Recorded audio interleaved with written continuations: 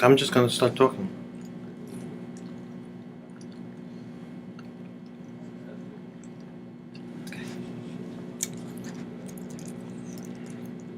Okay, good morning.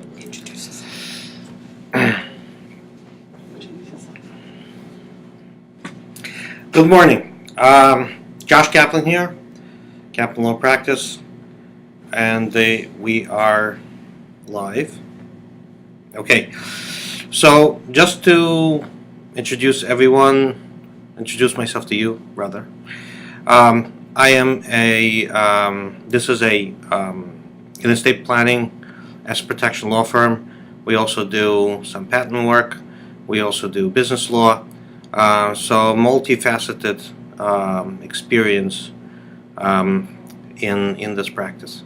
However, today's topic is why plan, the reasons for planning. And when we say reasons for planning, we're talking about early planning. We're talking about when you're still working, when you're still energetic, you're still in your 30s, you think that you are invincible, you are immortal, and yet you have to start thinking about it because now that is the time to start planning. Why? Let me. Three reasons. Three reasons why you should start planning early, and they all are pretty much the same. And by the way, you can ask me for those of you who are in New York and New Jersey. Before I forget to mention it, you can ask me on this topic or on any topic. Just type it in. I'll try to respond to you. If I cannot respond to you during the live presentation, I'll always write back to you afterwards. And I'll just either circle back via Facebook, or if you drop me a link to your email, I'll be more than happy to write back to your email. If it's something really private, and you probably should give me an email and I'll respond to you that way. Okay, so three reasons. Reason number one is that, first of all, when you're younger, you probably are thinking of starting a family. You really need to start thinking about appointing the right people to manage your life if something would happen. Manage your assets if something would happen. Not only assets, but also your family. I mean, if you're leaving behind a young family, I know you don't want to think about it, but yeah, guess what? I mean, we just got hit by a storm. The storm has passed, and cold remains. But we just got hit by a storm, and there were 5 people who were killed in this storm, and 4 out of 5 of them were actually in their 30s. That's what unfortunate. I think even younger.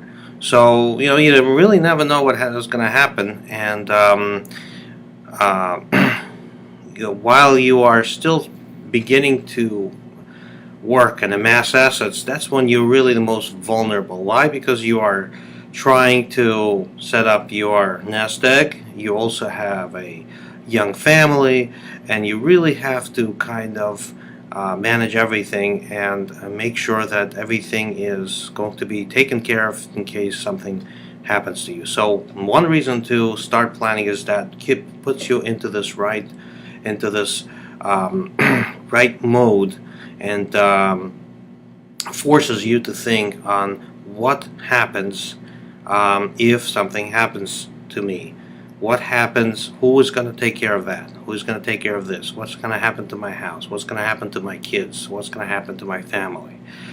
That's why you start thinking about these things and you start planning for them. So that's number one. The second reason is purely practical one. If you do not plan, state laws protect you, people like you, from yourselves, and give you an opportunity, and they not always in the best way, but they do ensure that everything is arranged in a orderly fashion, relatively orderly. But if you are relying on state statutes, you have to accept that the state, in its infinite wisdom, wanted to ensure that the state and the heirs, possible heirs, are not messed up, are not cheated by some unscrupulous caretaker of the estate, and therefore the court supervision is would be needed, as would be bonding in some. It was court supervision in some cases and bonding in pretty much every single case. So, right before, just think about this scenario. Um, the A tragic time is when people are scrambling. They don't know where everything is. They sometimes perhaps have hard time getting to access to assets, hard time getting access to cash. And just think of this scenario. Let's say a standard American family has a home. A home in New York and New Jersey is at least $300,000 to $400,000. And if you walk in to a surrogate's court and say, my estate is $400,000 to $600,000, you have some money in the bank, you have some cash, you have some policies. So before you know it, you are actually, first of all, the bond would cost in that, and under those circumstances, the bond would run you into several thousands. And besides this, you would also be on the hook for legal fees, filing fees, court filing fees. Now, in New Jersey, it's not that big of a deal. In New York, it's a much bigger deal.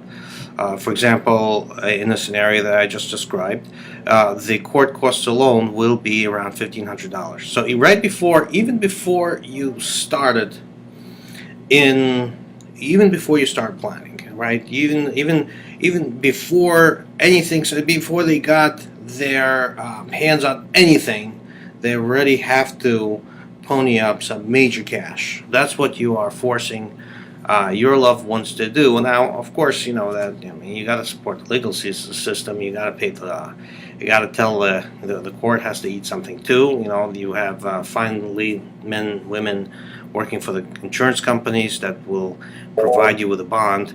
But I'm not sure if that has to be a burden of your family. So that's another reason why you should start planning. I mean, it's just reduce the cost. Practical considerations. Just be mindful of the fact that if you do not plan, you will end up spending more. It's like, think of it as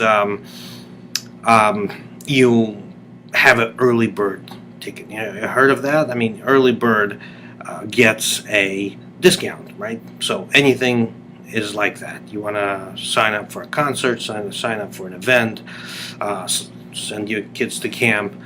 Early bird discounts are well known. So this is the same thing. If you plan in advance, you will spend less later on. Because if you wait till you're at the gate, no pun intended, then you will spend more. Your family will end up spending more.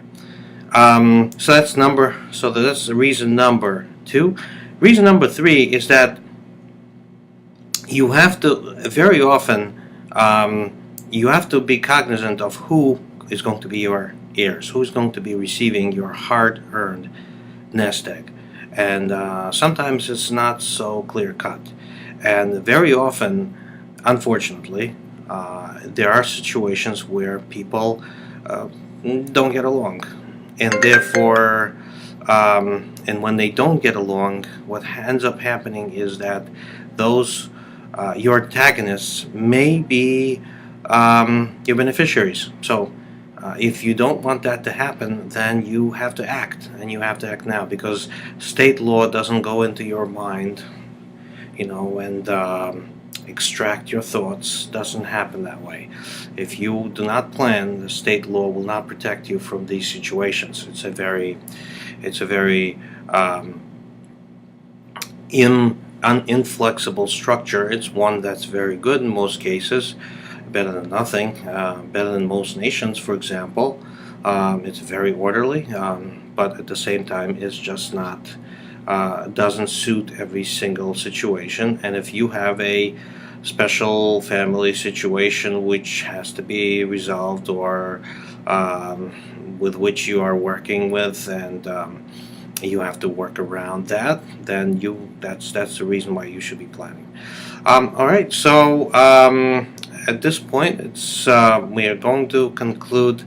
So those are the three topics. So just to review, the first topic is it puts you in the reason for planning is puts you in the right frame of mind. This way you can identify the right players, the right assets, what's going to be going into your plan. Number two, practical considerations is just saving money. Number three, you get to exclude those you don't want be receiving. So those three things, and then next week we will think of some other topics to discuss along those same lines. Or perhaps a different topic. Certainly, if you want to ask a question on this or any other topic, feel free to reach out and either post on Facebook or try us, KaplanLawPractice.com. And if you request a free quote, you can submit actually a question that way. So, KaplanLawPractice.com. My email is joshua@KaplanLawPractice.com. Feel free to email me directly. Thank you for watching. Thank you for joining. Have a great day.